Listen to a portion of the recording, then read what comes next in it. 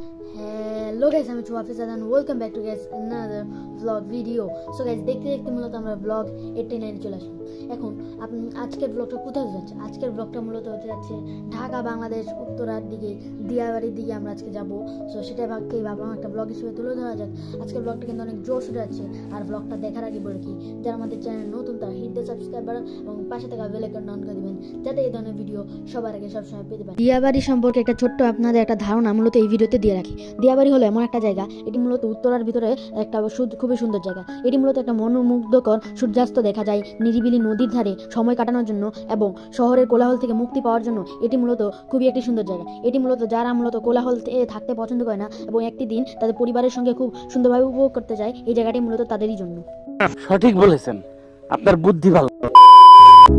So guys, আমরা মূলত উত্তরা দিয়াবাড়ির জন্য মেট্রোতে গিয়েছিলাম, যাতে আমরা উত্তরা দিয়াবাড়িতে এখানে যেতে পারি। এখন মূলত আপনাদের মনে কোশ্চেন জাগতে পারে যে উত্তরা দিয়াবাড়িতে আমাদের যাওয়ার জন্য মূলত আমাদের মেট্রোতে কি সিলেক্ট করতে হবে।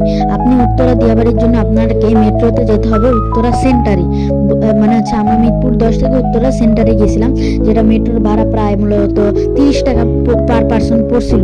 এবং মূলত সেই মেট্রো সেন্টারে যাওয়ার পরে মূলত আপনি একটা অটো রিক্সা যেতে পারেন, সেখানে মূলত পার পার্সন ভাড়া পড়বে 10 টাকা।